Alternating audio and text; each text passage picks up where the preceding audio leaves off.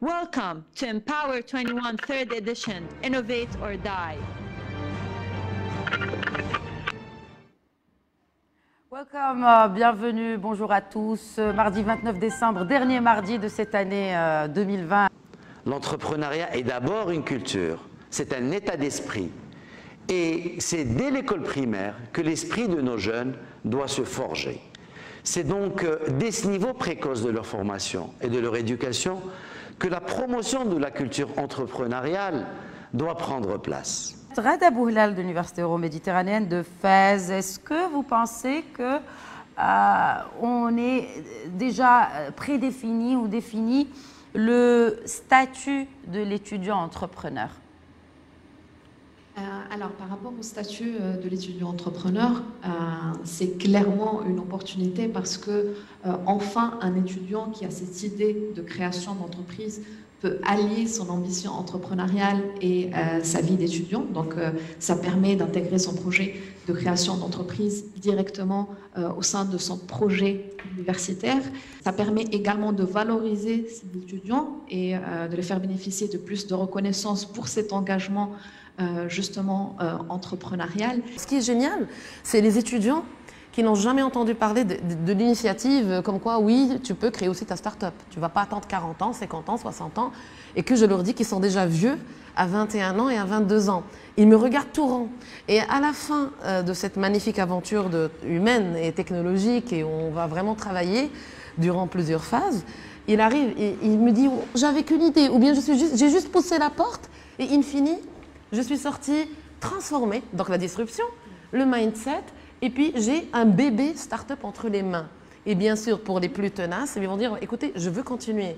On travaille sur un profil Euromed dont il y a 7 piliers. Donc, c'est des piliers qui sont transversaux qu'on va retrouver dans chacune des filières. Et un des piliers, c'est la promotion de l'entrepreneuriat. L'université peut aussi servir de catalyseur et aussi de sourcing pour ces structures d'accompagnement plus tard. Pareil, les intervenants l'ont dit, une structure d'accompagnement, son métier, justement, c'est ça. Donc oui, l'université peut accompagner, mais à un moment donné, il faut aussi qu'elle oriente ces jeunes entrepreneurs vers des structures d'accompagnement qui, elles, pourront accompagner dans l'accélération, lever des fonds, identifier des business angels.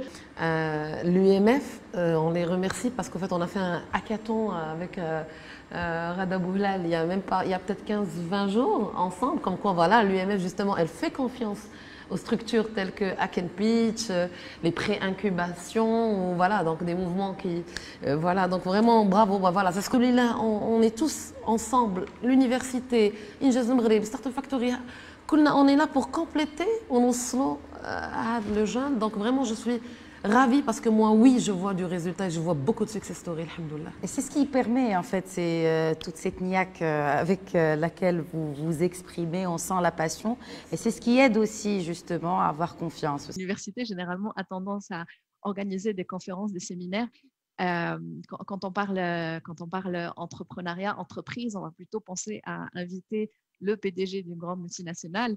Or, je pense que l'étudiant, le jeune étudiant de 20 ans, il va beaucoup plus s'identifier dans un jeune qui aujourd'hui est au sein d'un accélérateur et qui viendra parler de son expérience, la partager et qui dira, il y a 3 ans, j'étais comme vous à l'université, assis sur le même siège et aujourd'hui, j'ai développé mon entreprise et ça marche. Donc, je pense clairement que des programmes comme ceux-là sont relativement faciles à mettre en place.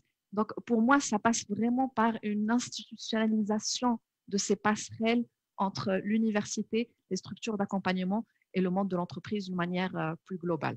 On est en train de mettre en place un incubateur et quand on parle de cet incubateur-là, c'est un incubateur régional en partenariat avec la région et le CRI et toutes les personnes sont bienvenues, toutes les candidatures sont les bienvenues. Donc il y a une phase de sélection, d'études de ces projets, indépendamment de s'il s'agit d'un étudiant au sein de l'université ou pas. Et oui, bien sûr, quelqu'un qui a déjà fini son cursus universitaire pourra postuler.